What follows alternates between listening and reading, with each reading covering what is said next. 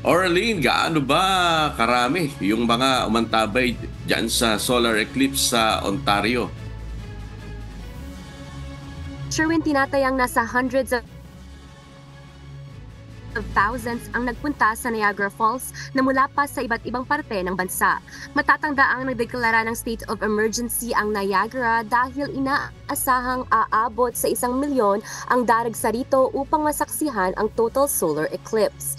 Maging bata o matanda ay inabangan ang solar eclipse na huling naganap sa Ontario noong February 26, 1979.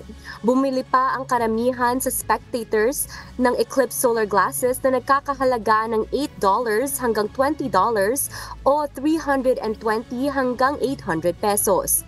Tumagal ng 3.5 minutes ang solar eclipse ngayong araw ng Lunes, April 8 dito sa Canada. Inaasahan naman ang susunod na partial eclipse dito sa January 14, 2029. At ang total solar eclipse naman ay sa taong 2144. At yan ang latest update. Balik sa'yo, Sherwin. Tagal pala, no? Bago masilayan uli yan. Diyan ba sa Toronto? Kasama ba kayo sa nakakita ng full solar eclipse dyan na Oralin? Oo, Sherwin, bagamat hindi totality, nasa 95% dito sa Toronto. At kanina nga, nung mga bandang 3 p.m., kung saan yung height or peak ng eclipse, medyo cloudy dito sa amin. Hindi masyadong halata ngayon kasi sunny na sa likuran ko.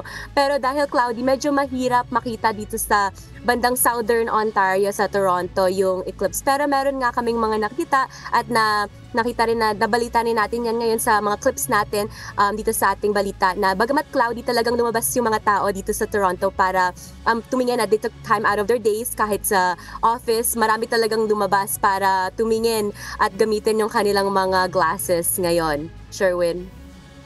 Alright, maraming salamat Oralin Quijano mula sa Toronto, Canada kung saan huling total eclipse ay naganap noong 1925.